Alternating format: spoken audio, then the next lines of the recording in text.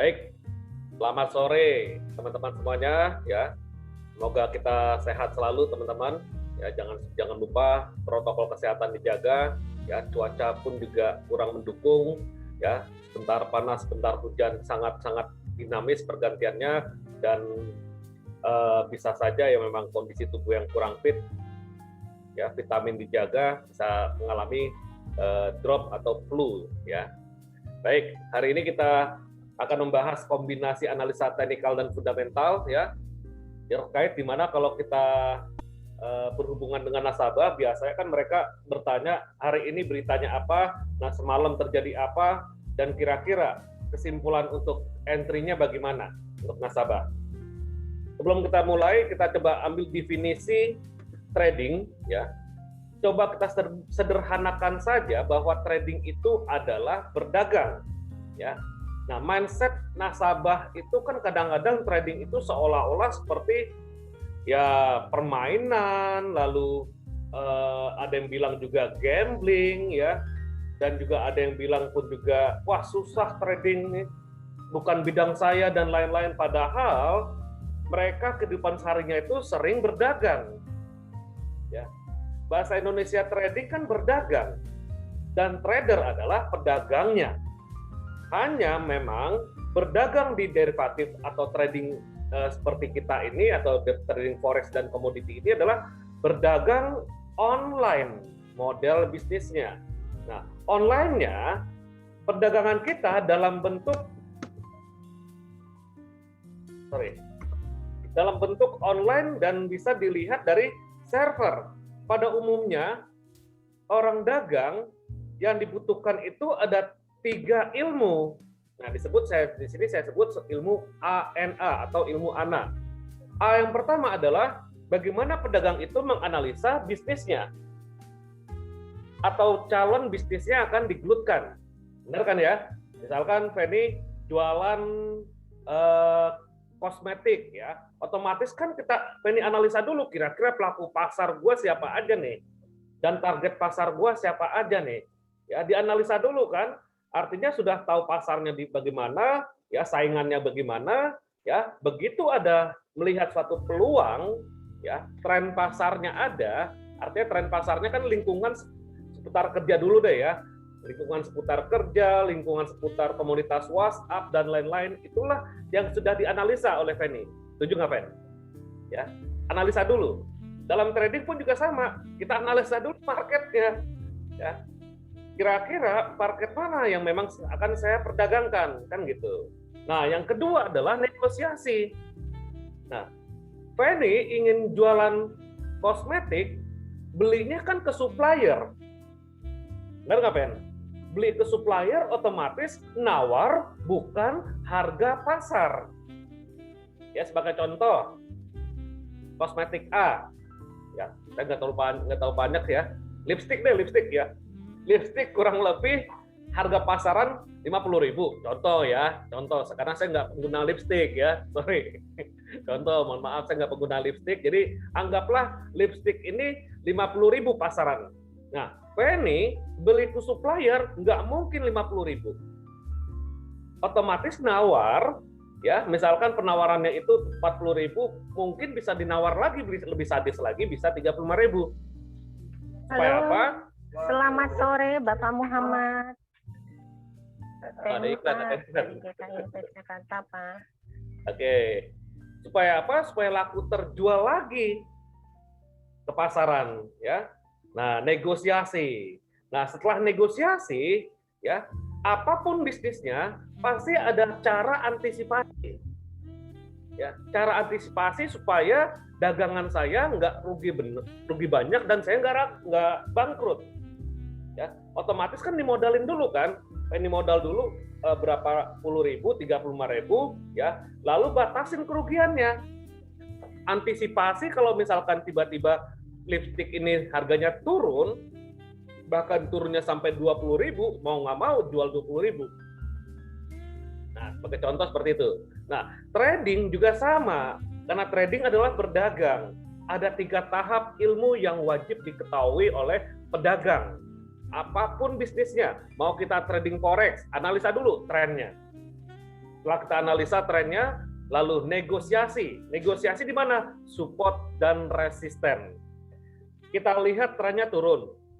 Ya, lalu fundamentalnya pun juga menyatakan bank sentralnya dovish. Dovish adalah tidak ada rencana kenaikan suku bunga. Berarti kita simpulkan antara teknikal dan fundamental searah. Udah analisa tuh, ya. Nah, begitu trennya turun, ya, fundamentalnya juga kita sudah pegang bahwa ini dovish, bank sentralnya menyatakan tidak ada kenaikan suku bunga dalam waktu dekat.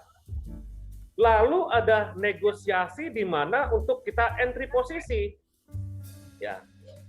Kalau kita perhatikan, nah sebagai contoh trennya turun, tapi harga saat ini berada di support. Maksudnya sedang ada di bawah, nih, contohnya ya. Nah, apakah kita ambil posisi sell itu harga di bawah? Kan tidak. Menegosiasi lagi saat dia koreksi ke atas, ya, menyentuh resisten, barulah kita mengambil posisi kesimpulan untuk sell. Ya. Oke. Lalu setelah negosiasi sell on resisten, ada antisipasi di manakah stop loss-nya. Kalau misalkan market tidak sesuai dengan ekspektasi kita, tiba-tiba market bergerak bukannya turun malah naik. Ada antisipasi. Nah, 3 ini wajib diketahui nasabah atau para trader ya. Saya bilang nih para trader juga manusia ya. Jadi trader itu butuh adanya ilmu pengetahuan dan adanya informasi yang memang enak ya, yang benar ya, bukan yang enak didengar. Ya. Jadi gini, saya ulang lagi. Analisa dulu. Misalkan kemarin The Fed ya. The Fed menyatakan ada rencana kenaikan suku bunga dalam kurun waktu tahun 2023 2 kali. Nah, otomatis respon pasar positif terhadap The Fed. Karena apa? Ya, suku bunganya rencana naik, otomatis penarikan uang dari luar ke dalam negeri ya ataunya ke bank itu berdampak penguatan dolar. Karena demand dolar dibutuhkan banyak atau kebutuhan dolar dibutuhkan banyak. Sehingga dari analisa tersebut ya, untuk kita masuk ke perdagangan forex itu adalah pasangan mata uang ya. Kalau indeks dolar kan nggak bisa ditradingkan, tapi kan pasangan mata uang ini yang kita tradingkan. Nah, contoh ibaratnya dolar Swiss deh atau euro dolar ya. Euro dolar ini pergerakan yang 60% bobotnya sama korelasi. Ya, kalau euro dolarnya turun berarti indeks dolarnya naik. Nah, potensi indeks dolar akan naik. Ya, berarti potensi euro akan turun. Ya. Berarti kita analisa bahwa saya ingin pegang dolar, ya, mau jual euro. Oke, kita lihat grafik ini. Jadi sederhana saja, nggak usah dipusing-pusing, ya. Nah, begitu dia turun, ya, ini kan respon pasar yang sangat cepat, ya. Ya. Nah, begitu dia turun, harga itu kemarin sempat di sini. Nah, di sini berarti berada posisi di support. Nah, ini kan ada level support nih. Nih. Nah, begitu kita lihat harga menyentuh level support, otomatis kita nggak sell euro kan? Rencana kan kita buy dolar. Kalau buy dolar berarti sell euro dolar. Nah, apakah kita sell di sini? Ya tentu tidak. Kita butuh adanya negosiasi. Negosiasi di mana? Baiknya kita mau sell-nya di atas ini atau diskon terhadap euro terhadap dolar Amerika sehingga bisa di buy dolar, sell euro. Ya. Ada beberapa level ini ya atau di sini. Nah, jadi seperti itu. Mau kita sell-nya di atas ini,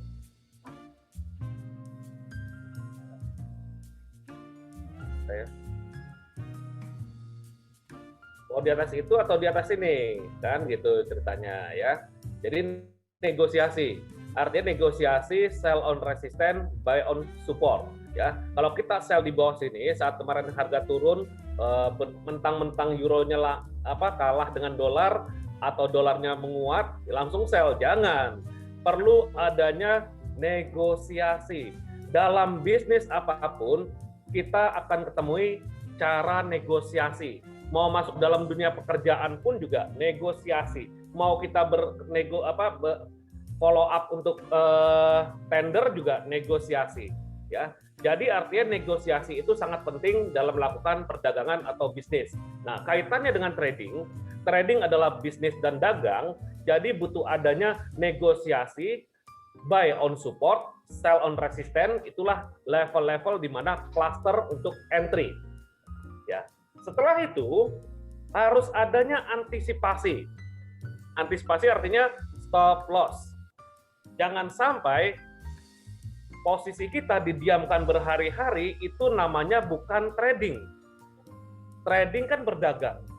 Kalau posisinya didiamkan berhari-hari, bingung mau dikeluarkan caranya bagaimana, nah artinya itu jadi koleksi, ya, bukan trading, ya. Artinya kolektor, mengkoleksi barang, mengkoleksi euro, mengkoleksi emas, ya, di GK Invest. Kenapa? Dia bingung mau likuidasi di mana, sampai floating negatif, bahkan pernah floating positif, ya didiamkan saja. Nah, tolong dikasih informasi pada nasabah, baiknya adalah tradingnya harian, Pak. Kenapa trading harian? Karena kita dagang. Ya, kalau mau jadi kolektor, ya jangan dikit-dikit kita, Pak. Ya, walaupun kita free swap, tetapi kasihan didiamkan terus menjadi koleksi, ya, karena niatnya adalah trading. Nah, walaupun free swap loh ya, walaupun free swap lebih baik jangan lihat free swapnya, lihatlah kesempatan peluang trading hariannya, kesempatan dagang hariannya. Maka batasi resiko, targetkan keuntungan pada time frame yang tidak terlalu besar, ya. Analisanya tetap dari time frame besar, ya. Berdasarkan fundamental juga time frame besar, tetapi untuk entry negosiasi bukan time frame besar, ambillah time frame yang terkecil, ya. Contoh M30 H1 ya, untuk kita trading harian sehingga mengetahui di mana support resisten mengacu dari time frame besar. Nanti kita praktek. Ya. Oke, perdagangan kita adalah perdagangan derivatif, ya. Jadi perdagangan yang berkaitan dengan jual beli komoditi, ya. Derivatif ini adalah perdagangan yang berkaitan dengan jual beli komoditi dengan penarikan margin, ya. Setiap transaksi ada penarikan margin dari broker dalam bentuk leverage, ya, dengan fasilitas leverage. Leverage itu adalah daya ungkit atau kekuatan modal trader itu bisa melebihi dari kontrak derivatifnya, ya.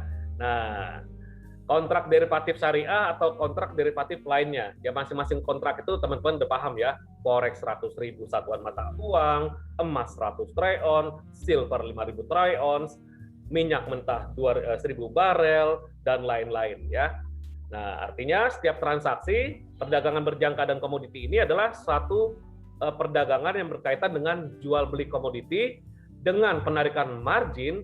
Penyelesaiannya berdasarkan kontrak berjangka, kontrak derivatif syariah, atau kontrak derivatif lainnya. Nah, kalau kita adalah kontrak derivatif, bukan syariah. Jadi perdagangan derivatif atau berjangka, perdagangan ini memanfaatkan selisih harga. Ingat, kita berdagang. Trading adalah dagang, memanfaatkan selisih harga atau nilai mata uang dan komoditas lainnya secara elektronik dan selama 24 jam. Ya, jadi perdagangan ini dibuka 24 jam, ya, tinggal trader itu memanfaatkan selisih dari jual dan belinya. Apa saja yang diperdagangkan? Nah, umumnya komoditi-komoditi yang diperdagangkan seperti pertanian, ya, CPO, kakao, karet, dan lain-lain, lalu keuangan, suku bunga, indeks saham, pasangan mata uang, ya, atau forex, energi, minyak mentah, natural gas, dan lain-lain, dan metal, ya, emas, perak, palladium, dan lain-lain. Jadi produk-produk ini yang diperdagangkan, tetapi yang diperdagangkan di GK Invest, pertanian itu ada, multilateral, keuangan adalah forex, ya, atau pasangan mata uang, energi, minyak mentah, dan metal, gold dan silver. Oke. Lalu analisa digunakan gimana sih? Nah, kan gitu pertanyaannya. Analisanya kan butuh ada fundamental, sentimental, dan technical. Ya, fundamental kita sama-sama ketahui adalah bicara soal ekonomi, politik, ya, sentimen pasar berdasarkan berita. Dan sentimental, nah, bedanya fundamental dan sentimental itu ada. Sentimental itu adalah respon awal, terjadi cepat panic selling, terjadi cepat panic buying, itulah sentimental. Dan sentimental belum tentu merubah fundamental. Karena bisa sesaat ya, sentimental. Respon awal sesaat atau terjadinya rush di pasar. Rush itu misalkan penarikan uang besar-besaran, ya. Contoh, trading saham ya, kemarin saya sudah sampaikan, contoh trading saham, fundamental BBRI bagus. Ya, utangnya juga bagus dan outlook-nya juga bagus ya. Kantor cabangnya ada di mana-mana ya, di seluruh Indonesia dan bank pemerintah. Lalu teknikalnya bagus, uptrend ya. Begitu ada statement atau begitu ada pernyataan dari Gubernur DKI Jakarta atau Presiden Indonesia Jokowi ya, menyatakan bahwa kondisi harus di lockdown secara dadakan, maka terjadi rush. Rush itu adalah penarikan uang besar-besaran secara serentak di beberapa sekuritas untuk menarik saham-sahamnya. Nah, contoh seperti itu. Sentimental itu adalah yang nggak diduga dan kita harus siap karena sentimental ini adalah bukan maunya kita ya, dan tidak ada yang pernah mengetahui bahwa terjadi sentimental ini secara dadakan ya. Lalu yang terakhir adalah technical analysis ya, analisa dinamika pergerakan harga dan statistik berdasarkan grafik ya. Di dalam technical analysis ini ada namanya history ya.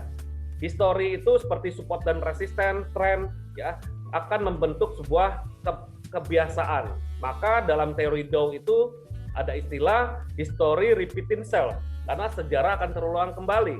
Di mana sejarah akan terulang kembali, harga terendah pada hari kemarin aja, nggak perlu terlalu jauh ya, hari kemarin saja udah jadi support. Harga tertinggi hari kemarin sudah jadi resisten. Harga terendah minggu lalu sudah jadi support.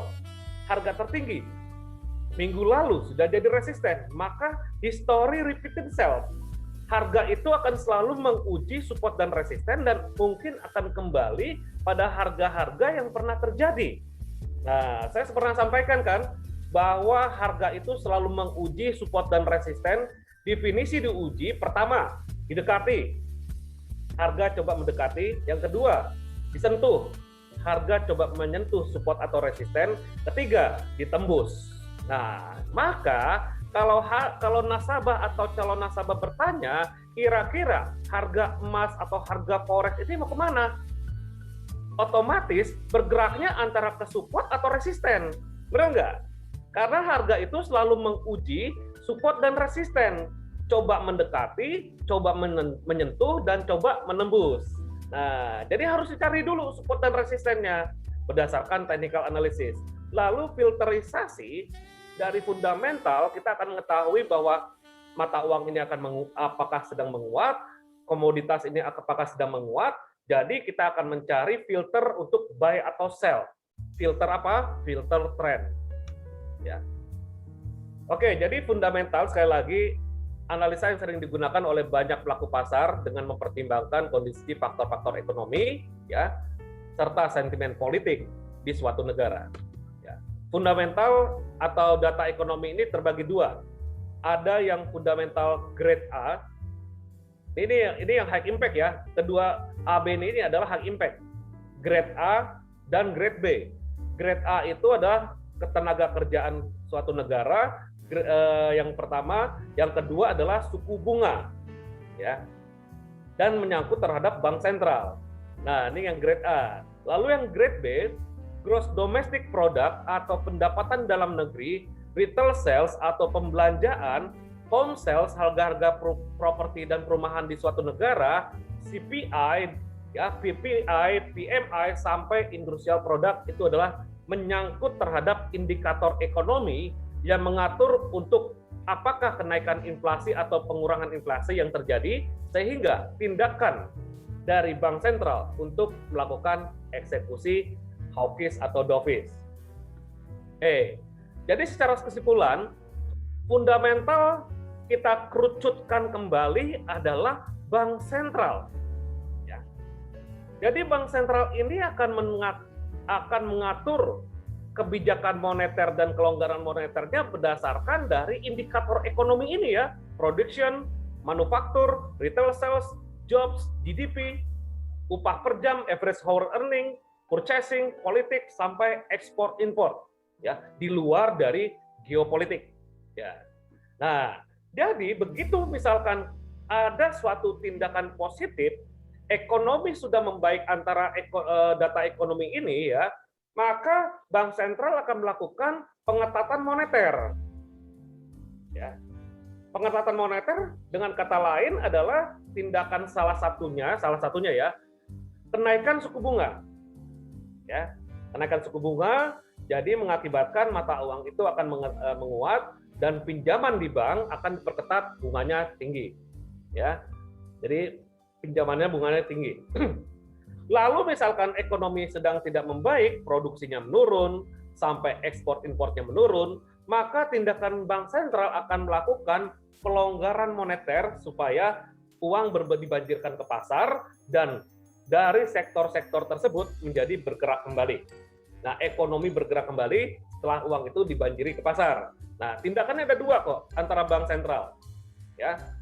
Dan ini jadi siklus, ya.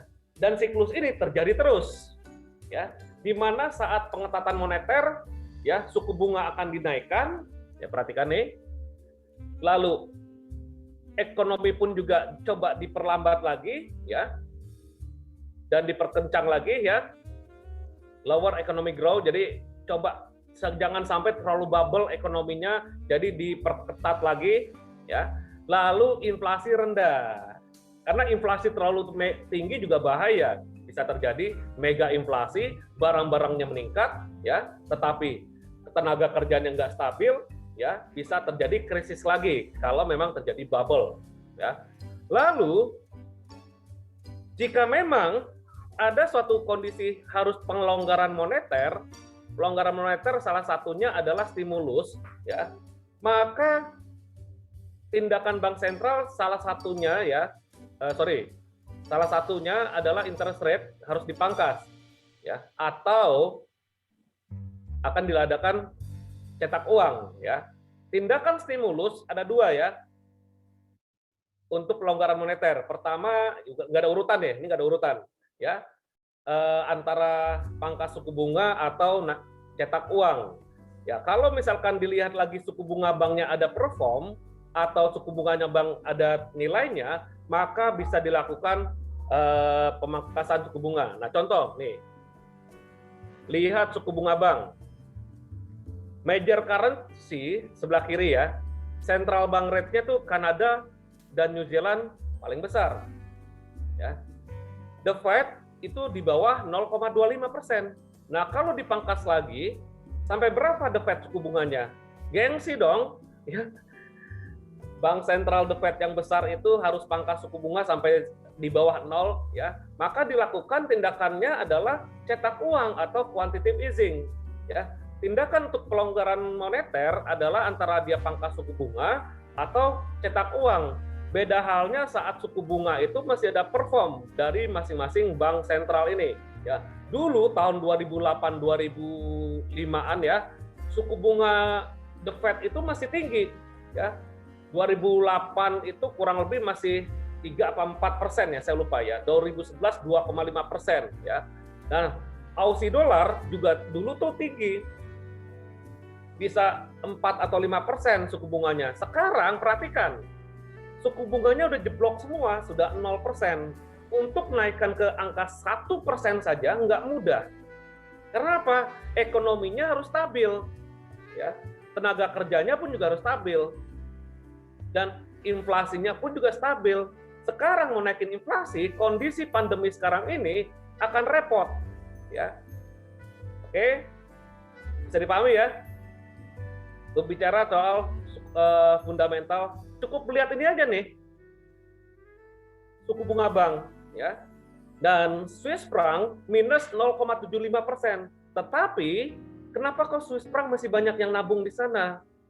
Walaupun nabung di Swiss itu di bank Swiss kena bunga, bukan kita dapat bunga, antara di Swiss dan di Jepang. Nah, Jepang ini adalah loyalitas masyarakat di Jepang sendiri sangat loyal terhadap negaranya, maka dia rela menabung di banknya itu dikenakan bunga. Nah, supaya apa? Ekonomi stabil di Jepang. Nah, di Swiss juga sama, negara aman, ya, bebas konflik ya, jarang konflik, dan juga keamanan yang sangat ketat dalam penyimpanan dana kita di sana. Jadi banyak juga investor lari ke Swiss walaupun suku bunganya minus, atau deposito di Swiss, di bank Swiss kita kena bunga ya. Beda halnya di Amerika ya. Walaupun kondisi di Amerika ada suku bunga kurang dari 0,25, tetapi kondisi di sana belum stabil. Ya. Beda halnya juga di New Zealand. Nah, New Zealand ini kan negara ya fine-fine saja ya. Ya, negara fine-fine saja, dan suku bunganya pun juga masih bisa dibilang ya ada nilainya ya, 0,25 ya. Nah, jadi seperti itu teman-teman. Kita lihat kondisi bank sentral seluruh dunia aja fundamentalnya ini udah jeblok. Ya. Nah, apalagi misalkan tenaga kerja. Nah, tenaga kerja misalkan kita ambil kesimpulan NFP deh. NFP Amerika masuk dalam kondisi grade NFP itu grade A ya. Ya, grade A.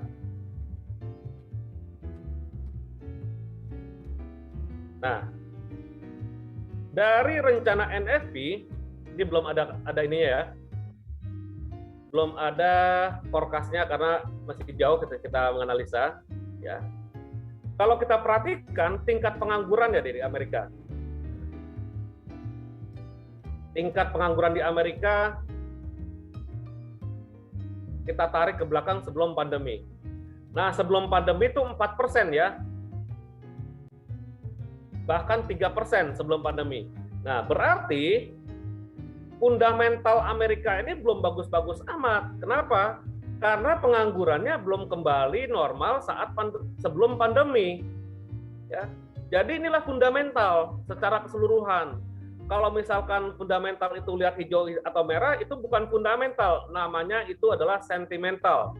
Fundamental ini secara keseluruhan. Berarti secara tingkat pengangguran di Amerika masih belum kembali pulih, dan dolar masih ada rentan melemah. Walaupun disampaikan oleh The Fed ada rencana kenaikan suku bunga, tetapi pejabat The Fed ini masih ada yang simpang siur, ya inflasi sementara dan lain-lain ya. Nah, kenaikan dolar ini diakibatkan oleh speech kan, ya, bukan dari data secara utuh.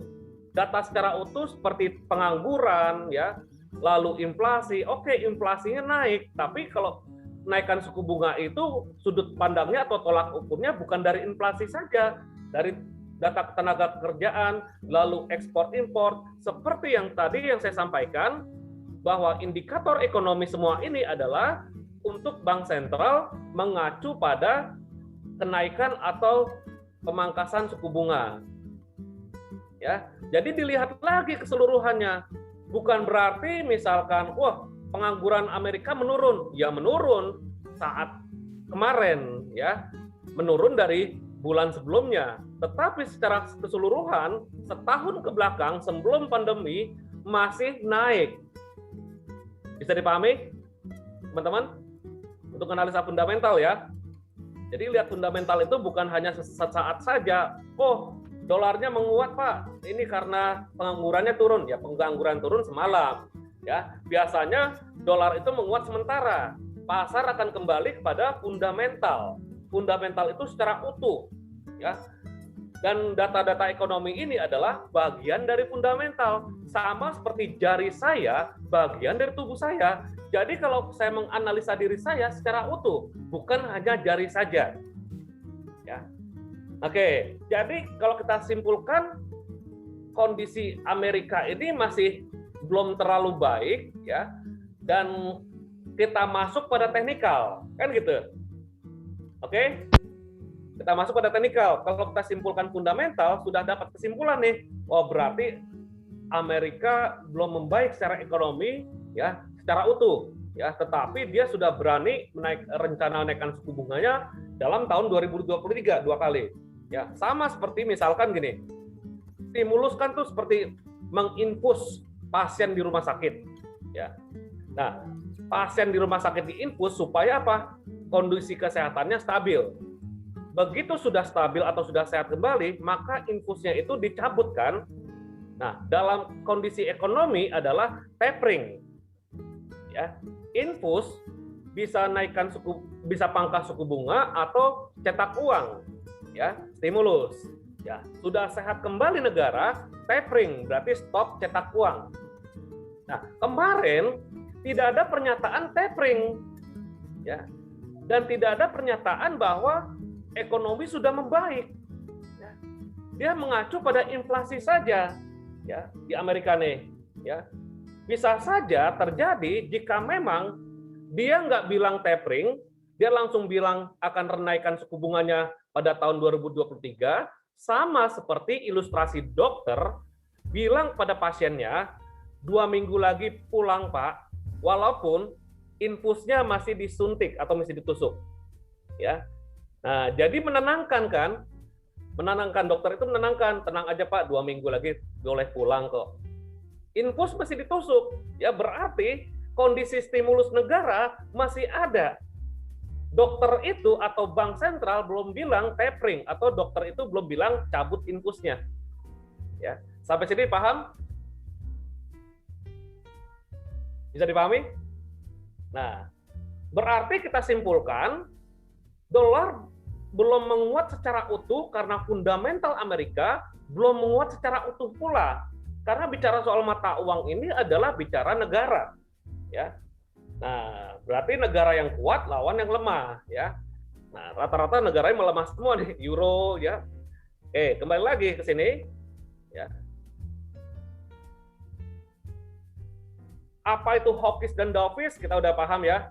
Hawkish itu adalah rencana kenaikan suku bunga dalam waktu dekat dan itu berpotensi mata uang itu akan menguat, ya. Walaupun baru sifatnya isu atau rencana. Dan dovish, pernyataan kebijakan moneter untuk menunjukkan keengganan untuk naikkan suku bunganya atau nggak ada perubahan suku bunganya. Ya, ini dovish. Jadi berdampak terhadap mata uang itu akan melemah, ya. Oke. Setelah kita ketahui fundamentalnya dan kita ketahui bahwa secara utuh fundamental itu adalah bank sentral, ya, berarti kita tinggal tunggu meeting bank sentral, ya, antara acuan bank sentral itu dari data tenaga kerjaan dan data inflasi, bahkan data PDB atau GDP, ya. Kalau memang itu sudah mulai membaik, maka bank sentral akan siap menaikkan suku bunganya. Kalau belum mulai membaik, maka bank sentral itu belum akan siap untuk menaikkan suku bunganya. Nah, setelah itu, kalau kita sudah mengetahui kesimpulan dari bank sentral yang bersangkutan, maka mata uang yang bersangkutan akan terpengaruh. Jika rencana kenaikan suku bunga, mata uang itu akan bullish. Jika rencana tidak ada kenaikan suku bunga, maka mata uang itu akan tetap bearish. Nah, bearish dan bullish secara fundamental untuk timing entry-nya pada teknikal. Oke? Berarti timing entry-nya itu pada teknikal. Kaitan dari fundamental tersebut, ya, timing entry-nya pada teknikal. Technical analysis intisarinya adalah trend, support resisten, dan volume. Ya. Untuk trading derivatif atau dengan over the counter seperti kita ini, ya, volume tidak terlalu dominan karena volume ini dibutuhkan untuk trading multilateral seperti saham, ya, dan multilateral lainnya. Karena bicara soal transaksi trader antara yang beli saham A dan yang menjual saham B, volume dibutuhkan. Nah, untuk technical analysis untuk trading forex, ya, cukup dengan trend dan support dan resisten. Ya, trend itu terbagi dari primary trend, secondary trend atau secondary reaction, dan minor trend. Ya, lalu support dan resisten, ya, yang kita ketahui adalah ada 6 pivot, support, dan resisten, indikator trend. Indikator trend itu bisa jadi support resisten seperti moving average, Bollinger Band, parabolic SAR, Ichimoku Kinko-hyo, dan lain-lain bisa menjadi indikator trend.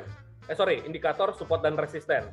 Ya. Lalu history high dan low, trend line, Fibonacci, retracement dan expansion, dan lain-lain Fibonacci, lalu supply and demand.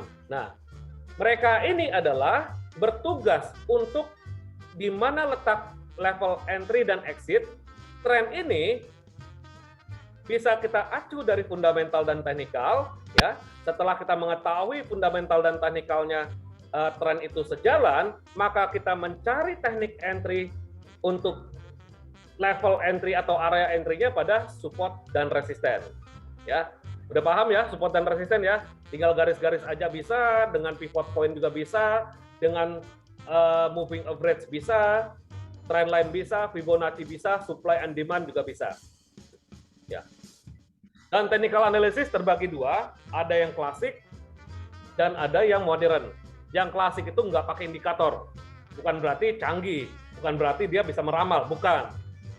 Tools yang digunakan adalah chart pattern, kalau yang klasik, atau pola-pola grafik, ya, dan pola-pola candle, ya, lalu history high low sebagai acuan support dan resisten, itu yang klasik, ya. Lalu yang modern menggunakan indikator. Indikator sebagaimana fungsinya, jangan sampai satu grafik tumpuk-tumpukan indikator warna-warni kayak anak TK, ya. Kalau memang sudah ada indikator tren, ya sudah difungsikan sebagai indikator tren. Dan indikator tren itu bisa berfungsi sebagai support dan resisten. Lalu membutuhkan indikator momentum, silakan gunakan satu atau dua indikator momentum seperti stochastic oscillator, ya. Misalkan dibutuhkan lagi MACD, MACD, ya. Jangan tambah lagi RSI, CCI dan lain-lain, lama-lama tuh penuh. Nah, semakin banyaknya indikator, konfirmasinya berbeda-beda, nggak entry-entry. Ya, kita kan butuh action. Setelah kita mengetahui bahwa trennya turun atau naik, lalu kita observasi mencari support dan resisten, tinggal action. Ya, karena menurut saya pergerakan harganya itu nggak penting untuk saya, tetapi tindakan untuk kita melihat dari pergerakan itu yang sangat penting. Jadi pergerakan harga yang berubah itu nggak penting, tetapi yang sangat penting adalah tindakan kita melihat pergerakan harga itu sebagai level entry dan exit. Setuju? Setuju nggak? Respon dong, biar nggak sepi. Responnya mana nih? Yang aus. Oke. Ya, Pak. Ini saya skip aja ya. Ini Bapak teknikal kita, Charles Henry Dow, ya, cikal bakal Dow Jones ya. Jadi Dow Jones itu adalah kombinasi antara Charles Henry Dow dan Edward Jones ya. Dan inilah Bapak teknikal analisis kita ya. Market selalu discount everything dan market has three trends. Ini saya ambil kutip dari kutipan Charles Henry Dow ya. Dan yang memang berkaitan penuh dengan forex ini poin 2 dan poin 3. Nah, poin yang lainnya itu rata-rata hubungannya dengan saham ya. Market terdiri dari 3 tren ya, primary, secondary dan minor. Dan major trend memiliki 3 fase. Fase akumulasi, partisipasi dan distribusi. Akumulasi itu adalah mengumpulkan data atau terjadi konsolidasi di bawah. Begitu dia break high ke atas, membentuk trend impulse, maka itulah partisipasi. Jadi para trader boleh ikut. Di saat tren terjadi, partisipasi untuk buy, atau tren turun, partisipasi untuk sell. Setelah dia jenuh di atas, maka bisa terjadi distribusi atau penjualan. Nah, jadi seperti itu. Ya. Dan tren, jangan heran nanti Anda, kok trennya naik, D1-nya naik, kok H4-nya turun sih? Nah, soalnya seperti itu, banyak pertanyaan nih. Ya, kok trennya naik D1, tapi H4-nya turun, H1-nya turun. Oke, kembali lagi, tren itu bukan garis lurus.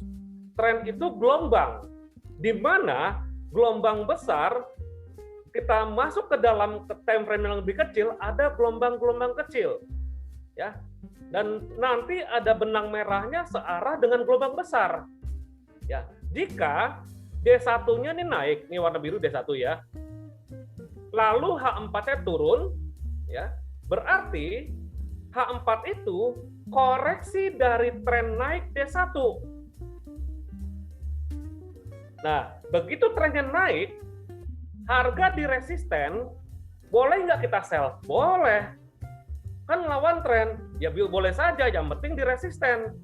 Dan jangan lupa stop loss, karena status saya bukan untuk memanfaatkan follow the trend, saya ingin memanfaatkan koreksi. Benar nggak? kan trading kita kan dua arah ya. Jadi bisa kita manfaatkan koreksi di dalam tren naik. Oke, begitu kesimpulan tren D1-nya itu naik, lalu H4-nya kita lihat oh ada di resisten ya. Nah, boleh nggak kita sell? Boleh. Bukannya nggak boleh ya. Kan kita bisa dua arah. Yang penting adalah input stop loss, money management dijaga, taking profit juga ditargetkan karena status kita adalah memanfaatkan koreksi dari tren naik. Ya. Jadi market strukturnya seperti itu. Ya, tren itu bukan garis lurus. Nah, kalau misalkan teman-teman memberikan market suggestion, misalkan gini, tren emas naik, ya, jadi saya akan melakukan sell, ya boleh saja. Trennya naik, ingin melakukan sell, yang penting sellnya di resisten, jangan sellnya di support, ya. Kecuali support itu di breakout, ya beda hal lagi, ya. Nah, sellnya di resisten, sellnya tren naiknya di D1. Lalu sell-nya di H1, ya boleh saja, berarti H1 itu adalah koreksinya dari D1. Nah, koreksinya dari D1 itu, ya, kita sampaikan ke nasabah, kita memanfaatkan jangka pendek saja, Pak. Karena apa? Ini hanya koreksi. Ya, nanti kalau disupport lagi, boleh kita lakukan buy searah dengan tren D1. Oke? Jadi pahami ya? Nah, kalau bingung nanti bisa diulang-ulang lagi akan terbiasa ya. Dan modul ini akan saya share, tenang aja. Jadi struktur tren seperti ini ya. Dia tren naik ya. Tren jangka pendeknya itu ada naik turun. Kalau tren jangka pendeknya turun di saat tren naik berarti tren jangka pendeknya koreksi. Boleh nggak kita sell? Boleh, memanfaatkan koreksi, bukan follow the trend loh. Follow the trend itu kita mencari buy saat dia disupport. Ya. Mau tren di H1 juga boleh. Saya mau entry-nya di H1. Jangan boleh, nggak masalah. Yang terpenting adalah bukan dari buy atau sell-nya, dan yang sangat penting adalah stop loss dan money management. Itu yang penting. Ya, karena kita trading harian. Ya, kalau trading mingguan itu waduh terlalu lama. Ya, berarti time frame-nya agak besar. Trading harian kita lihat dulu D1-nya seperti apa, lalu mundur ke H4, lalu eksekusi di H1 juga boleh. Oke, trading harian itu kita lihat dulu time frame besarnya, D1-nya seperti apa, lalu lihat lagi pergerakan gelombang H4, kalau di H4 dapat kesimpulan, ya silakan eksekusi langsung. Kalau nggak dapat kesimpulan resisten atau support, mundur ke H1 atau ke M30 untuk mencari perdagangan harian. Jangan lupa stop loss dan taking profit dan manajemen selalu dijaga. Ya. Oke, dalam identifikasi tren bisa dengan trend line, moving average atau market struktur ya. Oke. Jadi trading plan-nya gini. Ada pertanyaan nggak nih sebelumnya saya masuk ke sini? Sebelum saya masuk ke trading plan dari fundamental ke technical tadi ya. Technical intisarinya kan bagaimana kita bisa identifikasi tren. Lanjut ya, bungkus ya. Putus-putus lagi nih. Oke, jadi tahapannya gini.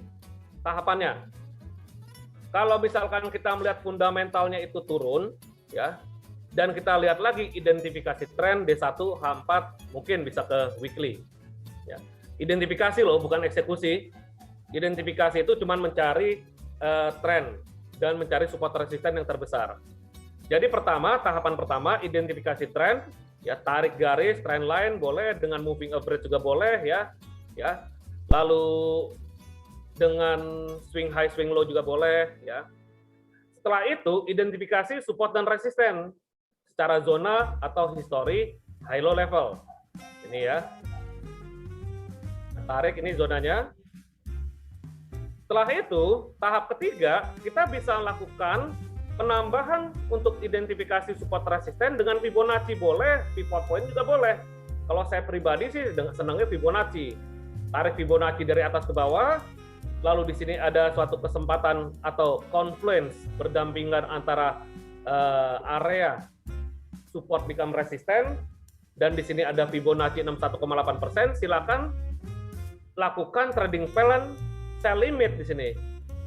Sell limit dengan SL-nya di atas ini, TP-nya di bawah sini, ya.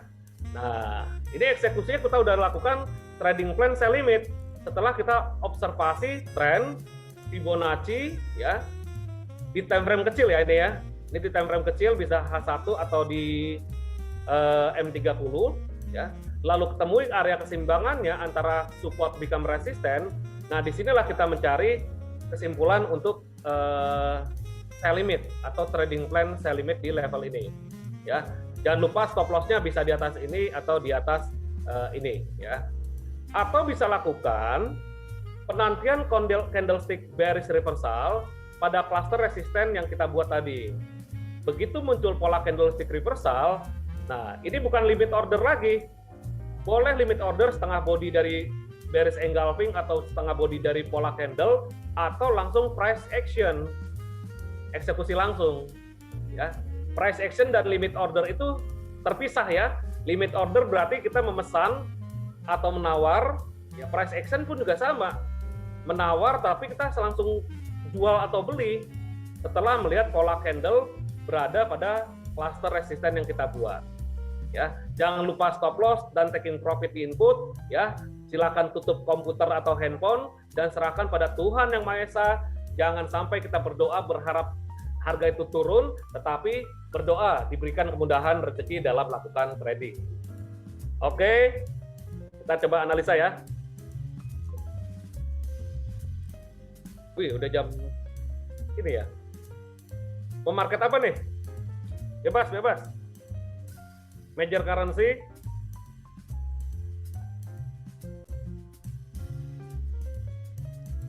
Forex aja Pak Kus. Forex ya, forex apa? Banyak nih forex. GU. GU. Kita lihat dari satunya ya. Nah, kita lihat weekly dulu deh. Ini kan weekly sudah mendekati resisten nih. Ini ya, resisten pada tanggal berapa nih? Kurang lebih April 2018 ya. Nah, di sini melintas nih. Sudah menyentuh resisten ya, dan harga sudah tembus ini. Nah, saya coba buat dulu resistennya di atas ini, weekly ya. Tapi ini juga udah dekat lagi nih. Supportnya di bawah sini nih. Ini ada support ya. Ini resisten become support, ini support become resisten tadinya ya. Sekarang jadi support dan sekarang menjadi support lagi. Masuk ke D1. Oke. D1 kita lihat, oh hari ini ada berita Inggris ya. Ini menentukan ya. Hari ini dari Iya Pak, Sentral, jam 6. Jam 6 betul. Kita perhatikan dia sudah tembus nih. Sudah tembus dari trend line. Nih. Sudah tembus, maka potensi harga kan nggak langsung linear turun. Dia coba koreksi ke atas. Nah, kita tentukan lagi untuk resisten atasnya, ini ada suatu resisten ya. Resisten become support, supportnya udah tembus dan harga coba menguji sini lagi nih.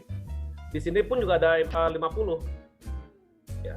Nah, menguji sini, ini ada MA50 juga, ini ada trend line dan ini adalah suatu batasan support yang berhasil tembus ya. Berarti sebentar lagi kan berita keputusan suku bunga ya, apakah hawkish atau dovish ya. Kita mundur ke H4. Nah, ini kita jadikan suatu area resisten ya. Tarik trend line lagi dari atas ke bawah ya, sebagai batasan resisten. Oh, ketemu ini. Berarti ini searah dengan ini. Searah dengan ini ya. Oke, ini hapus ya. Lalu penurunannya kemana kalau dia turun? Nah, dia turun nih kemungkinan ke sini nih. Ini jadi supportnya ya. Ini jadi resistennya. Oke. Nah, berarti ada satu konsolidasi yang menjelang Bank of England ya. Kalau memang nanti hawkish maka dia akan tembus ke atas dan tertahan di sini ya. Ini trend line menjadi penahan loh ya. Kalau misalkan dia hawkish akan menguji ke sini atau keputusan dari beberapa gubernur bank sentral menyatakan akan rencana kenaikan suku bunga ya. Karena ini kita nggak ada yang pernah tahu ya, rencana bank sentral itu kadang-kadang di luar dari prediksi pasar ya. Dan kalau misalkan dovish, maka GBP akan coba koreksi turun, di mana ini ada suatu channel ya, namanya polarizing wedge ya. Ini kan turun, setelah dia turun, di sini ada rising wedge. Penurunannya adalah tinggi pola segini ya, tinggi pola segini. Jika dia tembus, maka dia akan kembali lagi ke harga semula. Ini ada area demand. Demand adalah satu pembalikan yang membentuk bearish engulfing, candle merah ini sebagai zona atasnya dan shadow bawah sebagai zona bawah. Nah, harga berpotensi ke sini. Jika dia break dari channel rising wedge, ya, kesimpulannya gitu nih. Nah, kalau misalkan dia nanti dovish ya, atau nggak ada rencana kenaikan suku bunga, paling dia akan bolak-balik ke sini dan coba kembali ke sini. Nah, hambatan pertama itu antara ini, dan ini yang memang terakhir dia akan bounce kembali. Nah, karena kalau misalkan dia sini berpotensi menjadi double bottom, ya. Nah, ini kan proyeksi terlalu jauh kalau di sini. Yang terdekat ini dulu nih, yang terdekat ini jadi support, ya. Support selanjutnya ini, dan yang terakhir adalah ini area. Nah, ini level-levelnya ya. Nah, kalau misalkan dia hawkish, dia tembus ke atas, maka akan menguji sini. Ini area ya. Area berarti ini, sorry.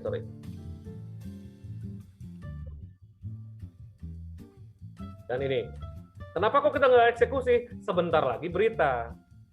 Jadi kita nunggu hasil pidato, ya suku bunganya dipastikan sama ya untuk saat ini, tetapi kita lihat statement atau proyeksi dari meeting bank sentralnya ini kita tunggu. Apakah hawkish atau dovish yang disampaikan oleh Pak Alwi tadi pagi. Kalau hawkish, maka GBP akan menguat terhadap pasangannya, terutama GBP JPY dan GBP USD dan juga Euro GBP ya. Dan jika dovish, maka GBP akan melemah sampai ke target support yang sudah kita rencanakan di sini. Oke? Jadi kita tunggu saja ya sampai memang dia kalau misalkan dia break ke bawah dan break ke 3921 ini boleh mencari peluang sell dengan stop loss di atas ini ya. Dan saya sih merekomendasikan untuk buy di sini atau di sini. Ya, tunggu sampai efek fundamentalnya kelar. Oke.